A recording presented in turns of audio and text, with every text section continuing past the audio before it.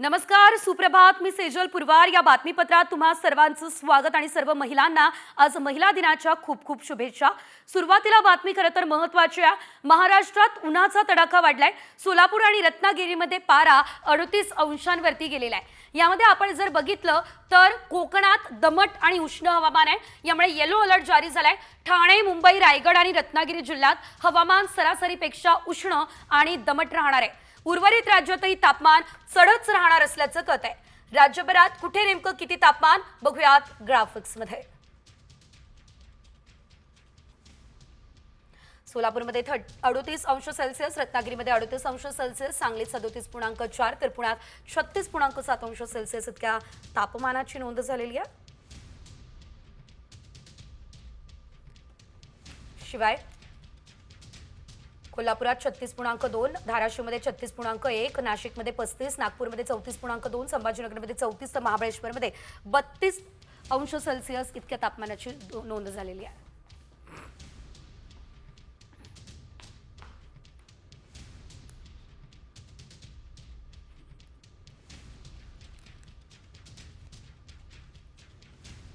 आणि यानंतरची बातमी पुण्यातून. खरं तर पुण्यात मध्यधुंद तरुणाचे अश्लील चाळे बघायला मिळाले. येरवडा भागातील शास्त्रीनगर चौकातला हा प्रकार बघायला मिळालाय. येरवडा भागातील शास्त्रीनगर चौकामध्ये या तरुणानं असे अश्लील चाळे केले.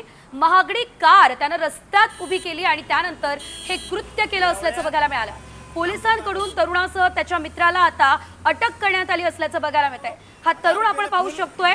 महागडी कार या तरुणाकडे आहे आणि भर रस्त्यामध्ये या तरुणानं अश्लील चाळे केले. अधिकचे अपडेट आमचे प्रतिनिधी सागर आव्हाड यांच्याकडून घेऊयात. सागर, खरं तर पुण्यात नेमकं चाललंय काय असा प्रश्न उपस्थित करणारी घटना म्हणावी लागेल. नेमकं काय घडलंय सविस्तर?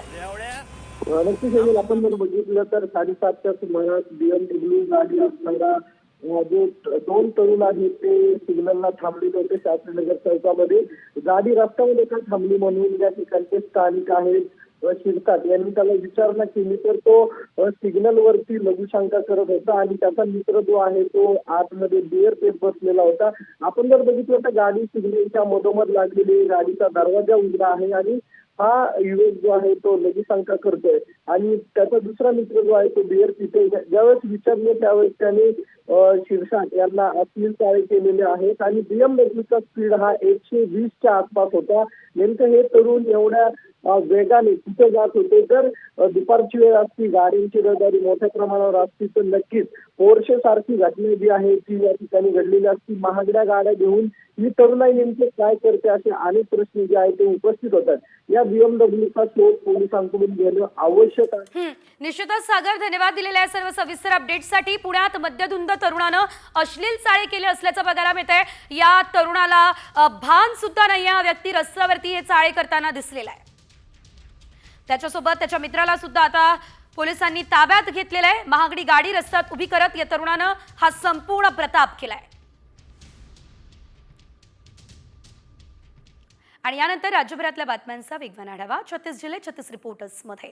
बुलढाण्यातील भानखेड गावातील शिवारामध्ये नीलगाईने थैमान घातलं असल्याचं बघायला मिळालं.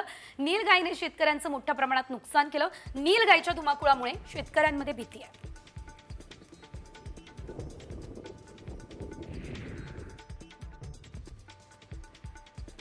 मावळमध्ये वन विभागाच्या हलगर्जीपणामुळे आता बिबट्याला पकडताना ग्रामस्थ जखमी झाले. तर पवना धरण परिसरातील आंबेगावात बिबट्याला पकडण्यासाठी आलेल्या वन विभागाच्या कर्मचाऱ्यांनी कोणतं साहित्य आणलं नाही. त्यामुळे ग्रामस्थांची मदत त्यांना घ्यावी लागली आणि या दरम्यान काही जण जखमी झाले.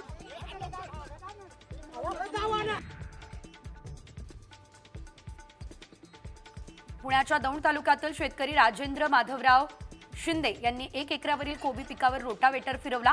शेतकऱ्यांनी बाजारभाव मिळत नसल्यानं उभ्या कोबी पिकावरती रोटावेटर फिरवलं.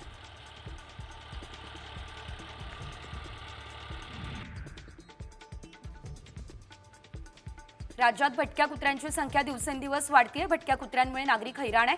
एकट्यानं फिरणं कठीण झालंय. सध्या राज्यात भटक्या कुत्र्यांची संख्या 62 लाख आहे. या भटक्या कुत्र्यांनी आतापर्यंत 4,23,000 लोकांना एका वर्षात चावा घेतला असल्याचं बघायला मिळतंय.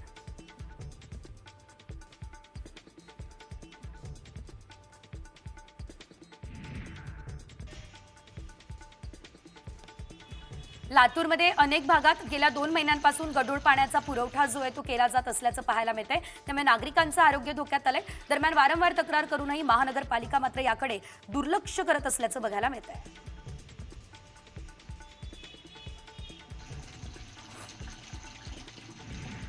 महाड तालुक्यातल्या भोगावमधील ग्रामस्थांना सध्या भीषण पाणी टंचाईचा सामना करावा लागत असल्याचं पाहायला मिळतंय। यामध्ये गेल्या 20 वर्षांपासून या गावाला पुरेसं पाणी मिळत नाहीये। गावाच्या शेजारी असणाऱ्या विहिरी जवळपास कोरड्या ठाक पडल्या असल्याचं देखील पाहायला मिळालं आणि यामुळे पाण्यासाठी गावातील महिलांना वणवण भटकावं लागतंय।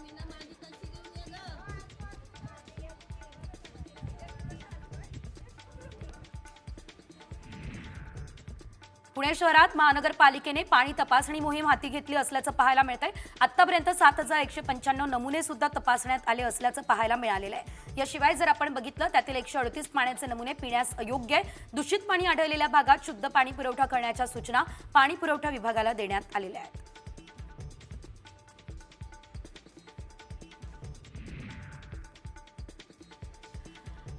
सोलापूरमधल्या माळशिरसमध्ये प्राथमिक आरोग्य उपकेंद्र दररोज बंद असत असल्याचं आपल्याला पाहायला मिळतंय। शिवाय वारंवार तक्रार देऊनही कुणीच याची दखल घेत नाहीये। त्यामुळे गावकऱ्यांना आजारी पडल्यास औषधही मिळत नाहीये।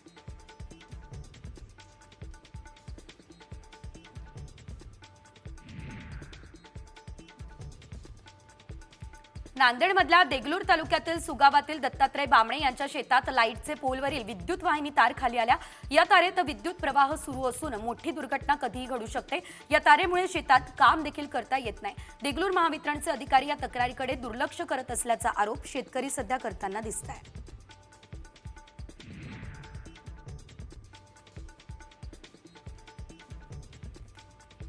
संभाजीनगरमधल्या फुले नगरमध्ये कचऱ्याचं साम्राज्य हे मोठ्या प्रमाणात पसरलं असल्याचं बघायला मिळतंय। शिवाय रस्त्यात ठिकठिकाणी कचरा पाहायला मिळतोय। मोठ्या प्रमाणात घाणीचं साम्राज्य नागरिकांच्या आरोग्यावर यामुळे परिणाम होताना दिसतोय।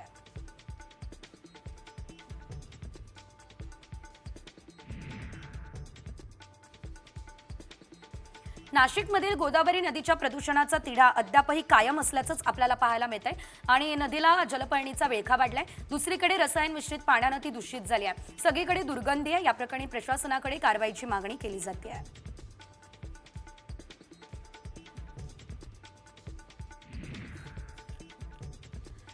अकोलामध्ये कृषीनगरच्या खाडी परिसरात कचऱ्याचं साम्राज्य पसरलं असल्याचं एकंदरीत पाहायला मिळतंय। याशिवाय जर आपण बघितलं तर या ठिकाणी नागरिक कचरा टाकताय, मात्र प्रशासन याकडे दुर्लक्ष करते। त्यामुळे नागरिकांना दुर्गंधीचा सामना करावा लागतोय।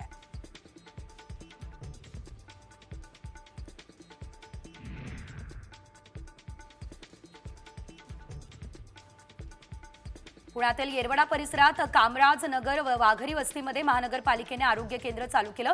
या आरोग्य केंद्राबाहेर मोठ्या प्रमाणात कचरा पडला असल्याचं बघायला मिळालं। महानगरपालिकेचं आरोग्य धोक्यात असेल तर जनतेचं आरोग्य कसं सुधारणार हाच प्रश्न या ठिकाणी आता उपस्थित झालेला आहे।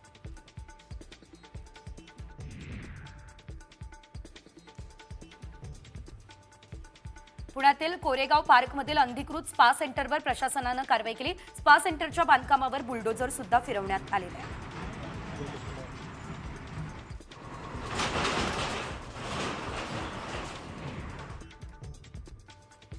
सांगलीत शिवशाही बसमध्ये एका तरुणीचा विनयभंग झाला। पुणे ते सांगली शिवशाही बसमधून रात्री प्रवास करणाऱ्या तरुणीचा सहप्रवासी तरुणानं अश्लील चाळे करत विनयभंग केला। बस सांगली स्थानकात आल्यावर तरुणीने हा प्रकार बस चालकासह प्रवाशांना सांगितला। नराधम वैभव कांबळे पोलिसांच्या सध्या ताब्यात आहे।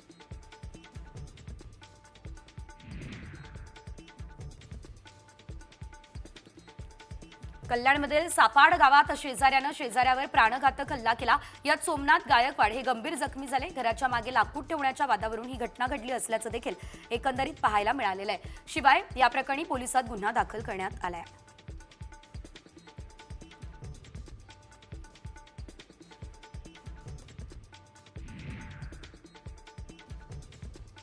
जालन्यातील परतूरमध्ये महिला तहसीलदारावर वाळू माफियांनी हल्ला केला असल्याचं पाहायला मिळालेलं आहे। याशिवाय आता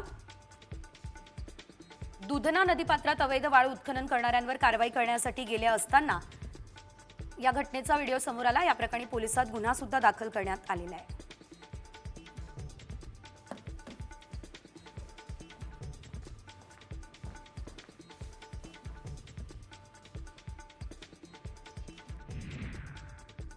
आणि आता बातमी मुंबईमधील भावभक्तीच्या भव्य दिव्य उत्सवाची आहे। आजपासून मुंबईमध्ये सकाळ माध्यम समूहाकडून श्री गुरु पादुका दर्शन उत्सव हा आयोजित करण्यात आलाय। यामध्ये भाविकांना एकाच छताखाली 21 श्री गुरूंच्या पादुकांचं दर्शन मिळेल। वरळीच्या NSCI डोममध्ये सकाळी 10 वाजता मुख्यमंत्री देवेंद्र फडणवीस आणि जीवन विद्या मिशनचे प्रल्हाद वामनराव पै यांच्या प्रमुख उपस्थितीमध्ये या सोहळ्याचं उद्घाटन होणार आहे। पादुका दर्शनासाठी मोठ्या प्रमाणात भाविकांनी नोंदणी केली। 2 दिवसीय सोहळ्याला सामाजिक सांस्कृतिक क्षेत्रातल्या मान्यवरांसह सेलिब्रिटी सुद्धा उपस्थित राहणार असल्याची माहिती सध्या तरी मिळते।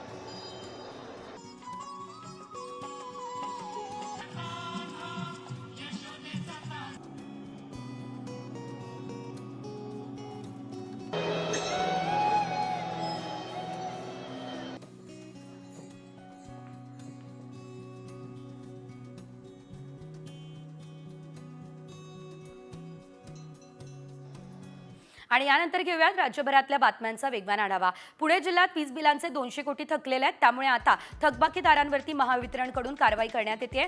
गेल्या 35 दिवसांमध्ये 42,073 थकबाकीदारांचा वीज पुरवठा खंडित सुद्धा करण्यात आला असल्याचं पाहायला मिळतंय। पुणे जिल्ह्यामध्ये घरगुती, व्यावसायिक आणि औद्योगिक ग्राहकांकडे सुमारे 200 कोटींची थकबाकी आहे।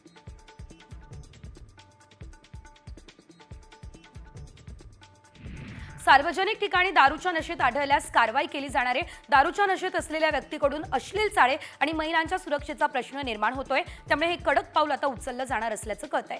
थेट सक्त मजुरी आणि आर्थिक दंडाची कारवाई केली जाईल। राज्यात लवकरच या संदर्भात विधेयक सुद्धा आणलं जाणार आहे। अहिल्यानगरमधल्या संगमनेरच्या खडकाळ माळरानावरती शाळेच्या आवारात सेंद्रिय परसबाग फुलवण्यात आली। यावेळी शाळेतील शिक्षक दाम्पत्यानं विद्यार्थ्यांच्या सहभागातून ही बाग फुलवली। या ठिकाणी पिकणारा भाजीपाला शालेय पोषण आहारासाठी वापरला जातो।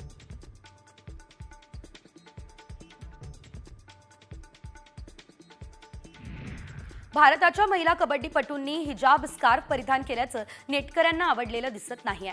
6वी आशियाई महिला कबड्डी अजिंक्यपद स्पर्धा इराणमधील तेहरानमध्ये खेळवली जाते। या दरम्यान स्पर्धेच्या उद्घाटन सोहळ्यात भारतीय महिला खेळाडूंनी परिधान केलेला हिजाब स्कार्फ चर्चेचा विषय बनला।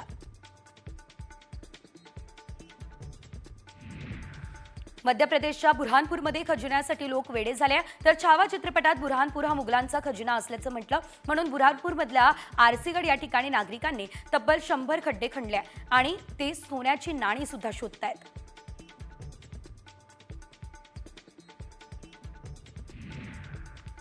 हरियाणाच्या हिसार जवळच्या मायर गावामध्ये कायमस्वरूपी 52 फूट बाय 52 लांबी रुंदीचं सिद्ध महामृत्युंजय यंत्र हे उभारणी सुरू आहे। प्रयागराजच्या कुंभमेळ्यात जगातील सर्वात मोठ्या तात्पुरत्या सिद्ध महामृत्युंजय यंत्राच्या ऐतिहासिक निर्मिती करण्यात येते, तर हरियाणामध्ये या यंत्राची उभारणी कायमस्वरूपी केली जाते।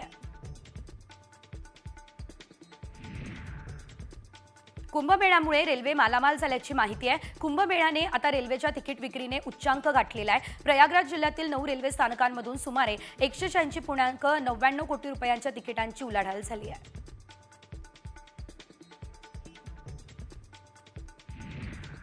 काश्मीरच्या श्रीनगरमधील ट्युलिप उद्यान पर्यटकांसाठी महिना अखेरीस सुरू होणार आहे। या बागेत या महिन्याच्या शेवटी शेकडो फुलांचा बहर येईल। दरवर्षी उन्हाळ्याच्या सुरुवातीला रंगबिरंगी फुलांनी ही बाग फुलते, त्यानंतर पर्यटकांची रीघ लागते। या पार्श्वभूमीवर ट्युलिप गार्डन खुलं करण्याच्या हालचाली सुरू आहेत।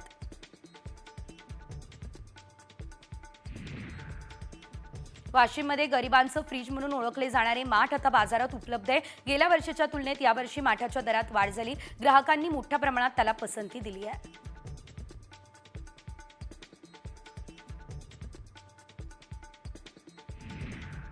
धाराशिवच्या उमेरगामधील कासगीमध्ये भव्य पशु प्रदर्शनाचं आयोजन झालं। दरवर्षीप्रमाणे सिद्धेश्वराच्या यात्रेनिमित्त हे प्रदर्शन भरवण्यात आलं।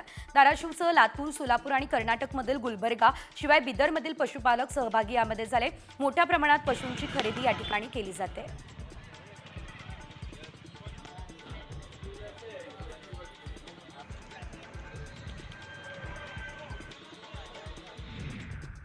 पुढे एक मोठी बातमी। धस समर्थक सतीश भोसले उर्फ खोक्याचा आणखी एक धक्कादायक प्रताप समोर आलाय। यात खोक्याला पैशांचा माज दिसतोय। टेबलवर पैसे ठेवून ते उधळण्यात येत आहे, त्यामुळे खोक्या उर्फ सतीश भोसलेला पैशांचा माज आलाय का, हा सवाल सध्या विचारला जातोय। ठोकरे खा खा पता चला, फिदा जिस पे होते थे एक सांप हमारा यार था।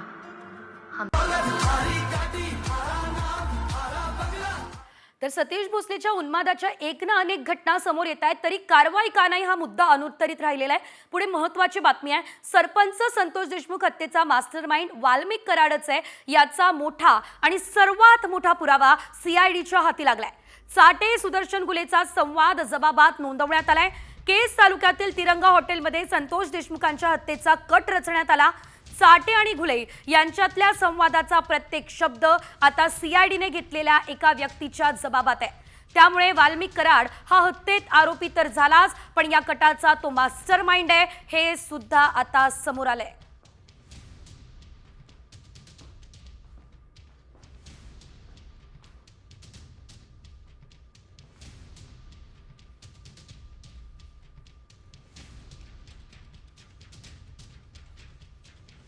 आणि यानंतर घेऊयात बातम्यांचा वेगवान आढावा. खोक्या उर्फ सतीश भोसले हरणाची शिकार करून मांस खायचा असा आरोप खरं तर ढाकणे कुटुंबानं केला असल्याचं बघायला मिळतंय. हरणांची शिकार करण्यासाठी यावेळेस सतीश भोसले आणि त्याची गँग जाळ्या लावायची असा आरोप ढाकणे कुटुंबियांनी केलाय. हरणांच्या शिकारीपासून रोखल्यानं अमानुषपणे मारहाण करण्यात आली असा आरोप दिलीप ढाकणे आणि महेश ढाकणे यांनी केलाय.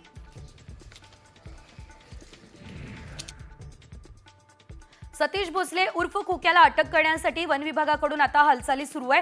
तर ज्या ठिकाणी हरणांची शिकार करण्यात आली त्या स्पॉटवर जाऊन वन विभागाच्या अधिकाऱ्यांनी पाहणी केली आहे. अधिकाऱ्यांना एका हरणाची कवटी आणि शिंगाचा भाग सापडला. वन विभागाकडून सतीश भोसलेवर गुन्हा दाखल होण्याची शक्यता आहे.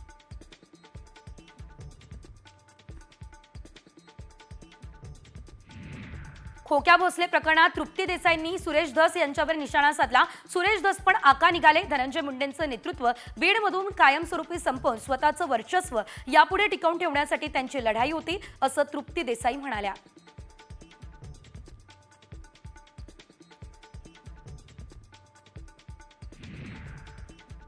सतीश भोसलेने 1.5 वर्षांपूर्वी एका व्यक्तीला बॅटने जबर मारहाण केली. तो व्हिडिओ व्हायरल झाला आणि त्या घटनेतील मार खात असलेली व्यक्ती पहिल्यांदा समोर आली. कैलास वाघ असं या व्यक्तीचं नाव आहे. तो सिंदखेड राजा तालुक्यातील महारेखेड गावातील रहिवासी आहे.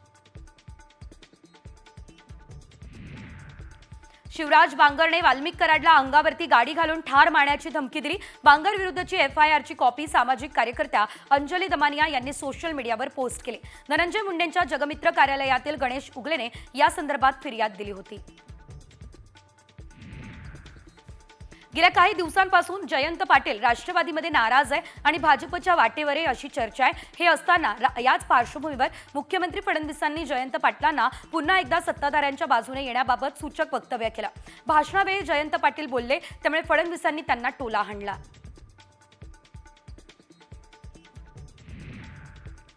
विकास कामांना स्थगिती द्यायला मी उद्धव ठाकरे नाही असा हल्लाबोल मुख्यमंत्री देवेंद्र फडणवीस यांनी केला.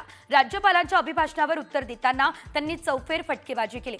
अजितदादा थेट अटॅक करतात म्हणून कुणी त्यांच्या वाट्याला जात नाही असं देखील फडणवीस म्हणाले.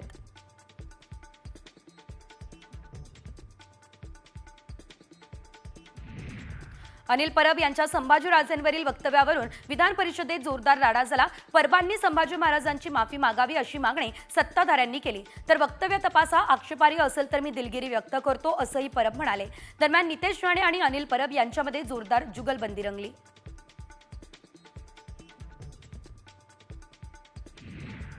कोरटकर असो किंवा सोलापूरकर, महापुरुषांचा अपमान करणाऱ्या कुणालाही सोडणार नाही हा इशारा उपमुख्यमंत्री शिंदेंनी दिलाय. छत्रपती शिवाजी महाराज, संभाजी महाराज या महापुरुषांचा अवमान करणाऱ्यांना सोडणार नाही हा इशारा देखील शिंदेंनी दिला.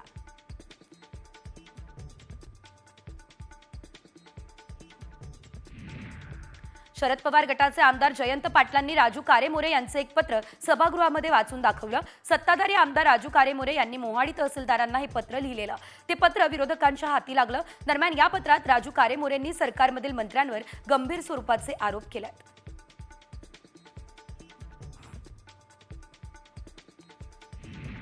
महात्मा ज्योतिबा फुले आणि सावित्रीबाई फुले यांना भारतरत्न द्या ही मागणी भाजप आमदार सुधीर मुनगंटीवारांनी केली आहे. मुनगंटीवारांच्या मागणीला सर्वपक्षीय 100% आमदारांचा पाठिंबा आहे. राज्य शासनानं केंद्राकडे आग्रह धरत शिफारस करण्याची विनंती केली. या संदर्भात पंतप्रधान मोदींना देखील पत्र देण्यात आलं. रत्नागिरीतील ठाकरे गटाचे जिल्हा प्रमुख संजय कदम यांची पक्षातून हकालपट्टी झाली. संजय कदम यांच्यावर पक्षविरोधी काम केल्याचा ठपका आहे. ठाकरेंच्या मध्यवर्ती कार्यालयातून आता हकालपट्टीचं पत्रक देखील प्रसिद्ध करण्यात आलंय.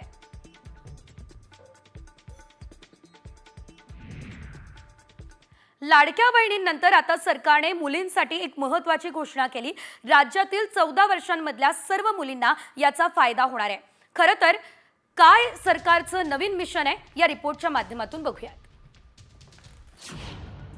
महाराष्ट्रात मिळणार कॅन्सरची लस.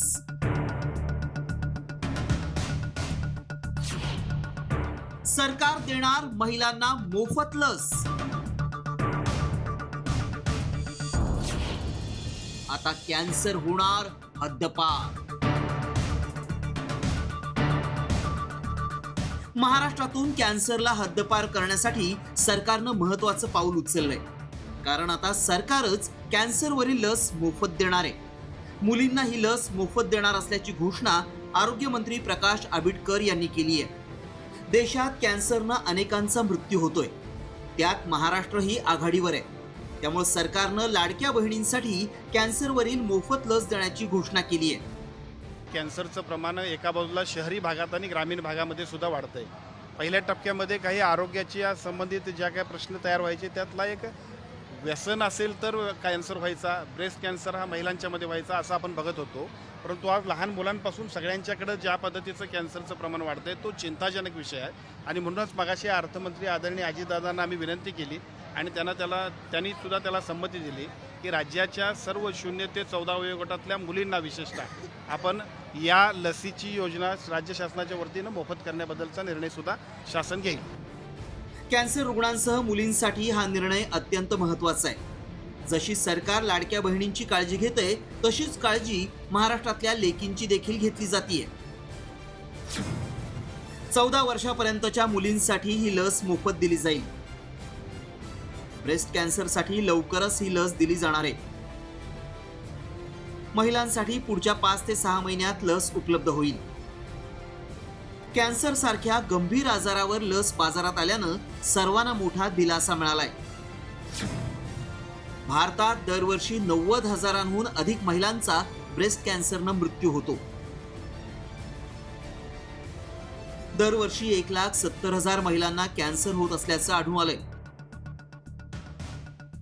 WHOच्या माहितीनुसार 2022 मध्ये जगभरात 6,70,000 महिलांचा ब्रेस्ट कॅन्सरनं मृत्यू झालाय. लॅन्सेट कमिशनच्या अहवालानुसार 2020 साली जगभरात 6.85 लाख महिलांचा ब्रेस्ट कॅन्सरनं मृत्यू झाला. तर 2050 पर्यंत जगभरात 11 लाख महिलांचा कॅन्सरनं मृत्यू होऊ शकतो. हा दावा गंभीर आहे. त्यामुळे सरकारनं मुलींसाठी घेतलेल्या निर्णयाचं स्वागत आरोग्य विभागाकडूनही करण्यात आलंय. दरवर्षी साधारणतः 1,27,000 पेक्षा जास्त स्त्रियांना गर्भाशयाच्या मुखाचा कर्करोग होतो आणि दरवर्षी साधारणतः 77 ते 78,000 स्त्रिया या कर्करोगामुळे मृत्युमुखी पडतात.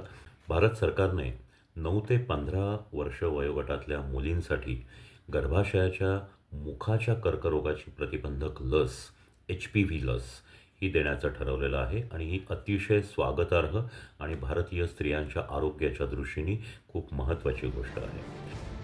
त्यामुळे आता महाराष्ट्रातून कॅन्सर हद्दपार व्हायला वेळ लागणार नाही.